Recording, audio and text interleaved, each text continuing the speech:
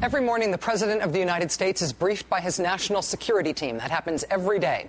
Today, that national security briefing was really different. Instead of a full national security briefing on everything going on in the world, President Obama spent his 40-minute national security briefing in the Oval Office talking about Egypt, the massive anti-government protest that boiled over in Egypt today. That briefing happened behind closed doors. In front of closed doors, the President and Secretary of State Hillary Clinton actually moved toward being more supportive, more encouraging of the protests and the protesters' demands. Here's what I mean. This was Secretary of State Clinton speaking on Wednesday. Listen to this. We are particularly hopeful that the Egyptian government will take this opportunity to implement political, economic, and social reforms that will answer the legitimate interests of the Egyptian people. We want reforms to answer those legitimate interests. That was a few days ago. Then today, Hillary Clinton went a step further. These protests underscore that there are deep grievances within Egyptian society, and the Egyptian government needs to understand that violence will not make these grievances go away. So on Wednesday, the protesters had legitimate interests. Today, they have deep grievances. Likewise, yesterday, the president commiserated with the protesters while restating the importance of Egypt as a political ally. Egypt's been an ally of ours on a lot of critical issues. They made peace with Israel. President Mubarak has been very helpful on a range of tough issues in the Middle East. But I've always said to him that making sure that they are moving forward on reform, political reform, economic reform, is absolutely critical to the long-term well-being of Egypt. And you can see these pent-up frustrations that are being displayed on the streets. That was yesterday, the president talking about pent-up frustrations being seen on the streets. Then today, Mr. Obama moved on that issue. He didn't change his mind, but he threaded the needle slightly differently, putting himself front and center in the middle of this history in the making moment and going back to the first principles that he laid out in one of his first big speeches as president when he went to Cairo after he was elected, saying, in effect, what was true about mine and America's values then is true about mine and America's values now. When I was in Cairo, shortly after I was elected president, I said that all governments must maintain power through consent, not coercion. That is the single standard by which the people of Egypt will achieve the future they deserve. Surely there will be difficult days to come, but the United States will continue to stand up for the rights of the Egyptian people and work with their government in pursuit of a future that is more just, more free, and more hopeful.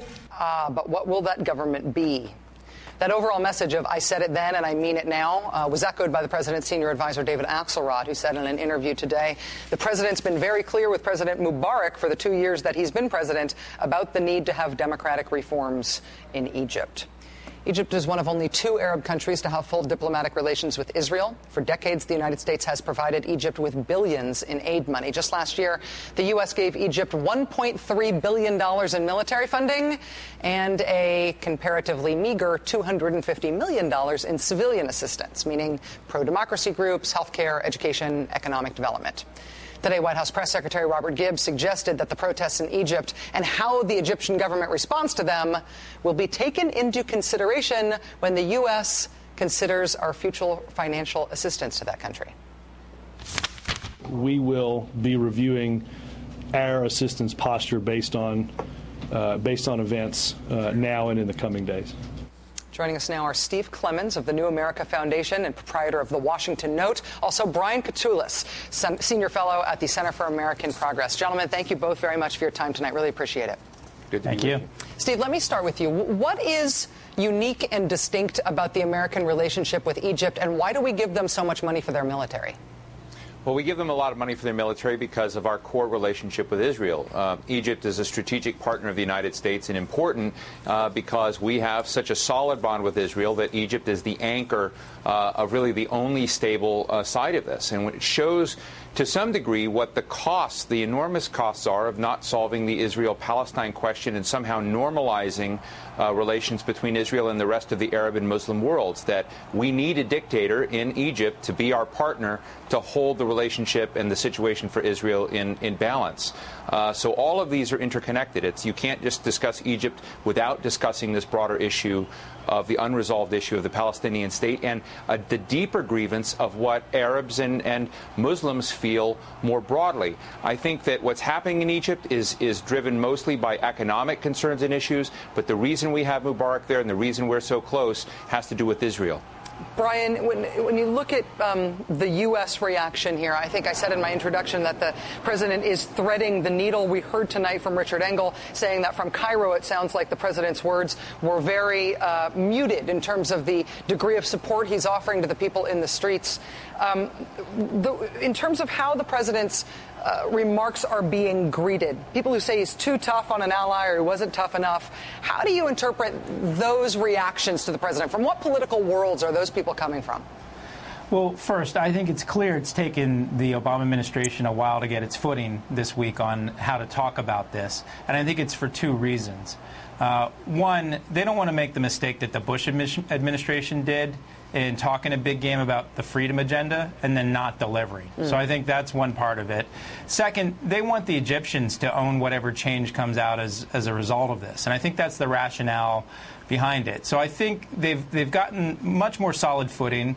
But I think there's another dynamic here in that it's really hard to wean ourselves off of this, what I call addiction to dictators. We've been addicted to dictators in the Middle East for decades. And part of it is related to the Arab-Israeli conflict. Some of it is just the way we did business in the Cold War. And it's a Cold War hangover. And the main thing, Rachel, I think we got to do is get beyond this false choice between stability and freedom that people often present. I worked in Egypt back in the 1990s with many of the Egyptian democratic activists you see on the streets and organizing right now. And Egyptians just want a better and more decent government. And I think we need to move beyond this sort of simplistic, stability versus freedom paradigm, which seems to dominate our debate here, and update our policies, because clearly we're in a reactive mode. We're in crisis management mode. But I think with President Obama assembling his team tomorrow in a special principals committee meeting, I think there's a chance to really get a much more proactive strategy rather than a reactive one. Steve, let me ask you about that paradigm that Brian is describing, that idea of security versus freedom. It seems to me that that's driven by our fear of what free Arabs might do, what they might choose. Is that basically it? I think in part that's it. I think that what you see lurking in a lot of these countries are democracy movements that have wrapped themselves very closely with Muslim Brotherhood, that these have become somewhat inseparable throughout the Middle East. And we don't have a strategy for figuring out how to engage these emerging movements of political Islam, and I think we should.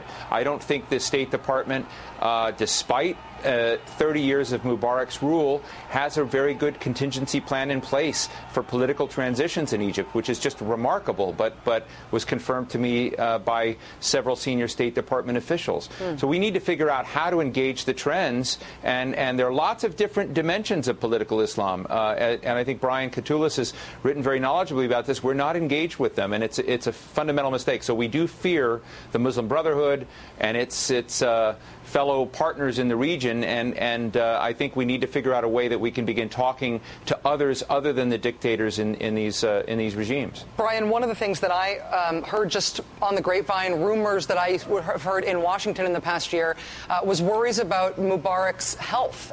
Before any of these protests emerged, the U.S. worried about what might happen in Egypt if Mubarak died. He's 82 years old, and there were rumors about him being in poor health. I don't know if any of those are true, but it was clear then that we didn't know, that at least the sort of Washington commentariat didn't know who the U.S. would expect to take power if Mubarak failed. Now, Mubarak's regime may fail for a totally unexpected reason here, but who do you think would end up in charge if Mubarak goes? Well, at this stage, in light of these protests, I think it's really unclear. You know, the old parlor game of, like, say, 6 months ago, some people talked about Gamal Mubarak, the president's son. That's completely, I think, we can discount that completely after these protests. There's a range of older leaders in the security services. Omar Suleiman is one of them. But at this stage, there's a great deal of uncertainty, and that's why I think it's important that when President Obama set down a marker on political reform and economic reform, he's got to do two things, and his team's got to do this tomorrow in this meeting. One, what do they actually mean? Have some specificity to those political and economic reforms. And then two, here's the important part. What are the consequences if our partner in Egypt doesn't follow through on this? Because we've had successive presidents in the Middle East, U.S. presidents in the Middle East, who state certain goals and state certain things, and our allies just thumb their nose at us, whether it's Egypt or other allies in the region. And we need to actually have an action plan that says we're going to change our policy if you don't listen to us, because if we don't do that, we'll continue to be seen as a waning power, somebody that nobody can listen to in the region, and might be irrelevant to what goes on in the region. Brian Katulis, the Center for American Progress. Steve Clemens, the New America Foundation, proprietor of the Washington Note. As soon as we realized what a big deal this was today, I wanted to talk to both of you guys today. Thank you for making time for us. Thank you, Rachel. So the latest from Cairo next, live as daybreak approaches there. We will be right back.